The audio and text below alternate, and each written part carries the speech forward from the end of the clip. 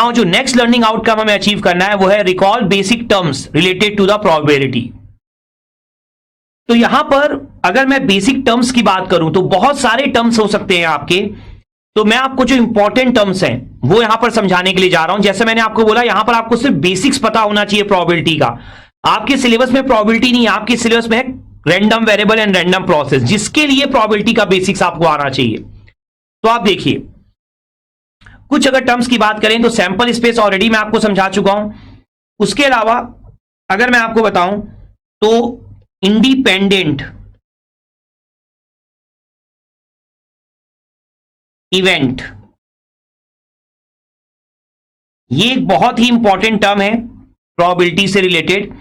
तो independent event का क्या मतलब होता है? इंडिपेंडेंट इवेंट का मतलब यह होता है कि जो दो इवेंट है आपके, वो आपस में क्या है? इंडिपेंडेंट है, उनका आपस में कोई रिलेशन नहीं है। ठीक है, जैसे कि अभी यहां पर मैं आपको पढ़ा रहा हूं, ठीक है, और मुंबई में एक लोकल ट्रेन चल रही है, इस चीज का आपस में कोई रिलेशन नहीं है, दोनों इंडिपेंडेंट इवेंट है। ठीक है, तो इवेंट प्रोसेस आप कुछ भी बोल लीजिए, जो मैंने आपको ऊपर अभी डिफाइन किया हुआ है, जो भी आप करते हैं वो एक प्रोसेस है, वो एक इवेंट है।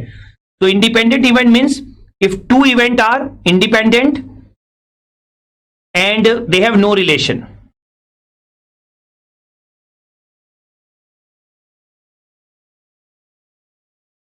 क्लियर अच्छे से? तो ये हमारा होता है इंडिपेंडेंट इवेंट। अब बेसिकली अगर मैं बात करूं इंडिपेंडेंट इवेंट, तो इंडिपेंडेंट इवेंट का प्रोबेबिलिटी में फिर क्या यूज है?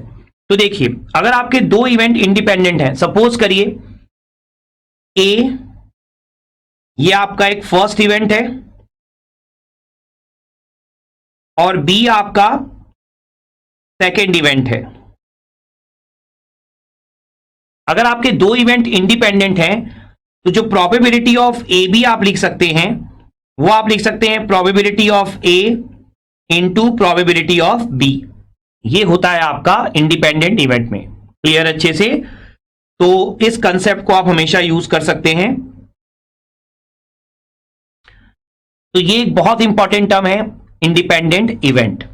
नाउ नेक्स्ट जो टर्म हमें आइडिया होना चाहिए वो है म्यूचुअली एक्सक्लूसिव इवेंट। तो म्यूचुअली एक्सक्लूसिव इवेंट क्या होते हैं?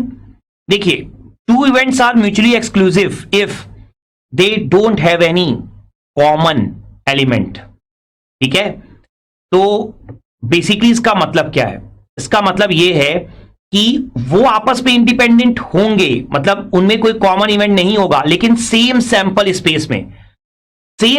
स्पेस में वो इंडिपेंडेंट है। इस बात को समझना जरूरी है। देखिए, सैंपल स्पेस मैंने आपको ऊपर डिफाइन किया हुआ है। ये जो इंडिपेंडेंट इवेंट थे वो क्या थे? वो कहीं भी इंडिपेंडेंट होंगे, हमेशा इंडिपेंडेंट होंगे। म्यूचुअली एक्सक्लूसिव का मतलब क्या है? कि सेम सैंपल स्पेस में वो क्या होंगे? इंडिपेंडेंट। या इसको आप बहुत अच्छे से क्या समझ सकते हैं कि two events are mutually exclusive if they don't have any common element। तो two events are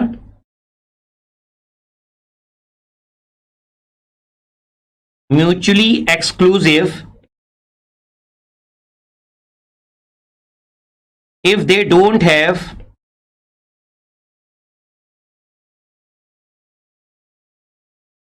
any common element। ठीक है, तो इस तरीके से आपके दो इवेंट क्या कहलाते हैं? Mutually exclusive. तो कॉमन एलिमेंट को हम किससे शो करते हैं? तो मैं यहां पर आपको बताते भी चलता हूं प्रोबेबिलिटी का बेसिक्स। जैसे मैंने आपको बताया कि आप मैथ्स में बहुत डिटेल में पढ़ने ही वाले हैं। तो देखिए, पी ए कॉमन बी या पी ए इंटरसेक्शन बी, ये आपका इंटरसेक्शन का साइन होता है।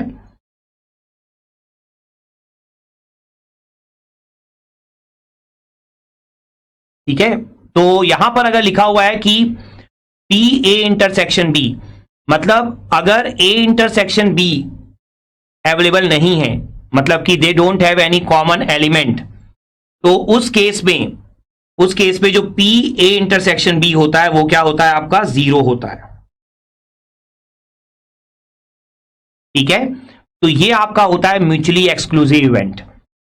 क्लियर है अच्छे से? तो म्यूचुअली एक्सक्लूसिव इवेंट में दो इवेंट के बीच में कोई भी कॉमन एलिमेंट आपको नजर नहीं आता है, तो पी ए इंटरसेक्शन बी हमेशा क्या होता है आपका? 0 होता है।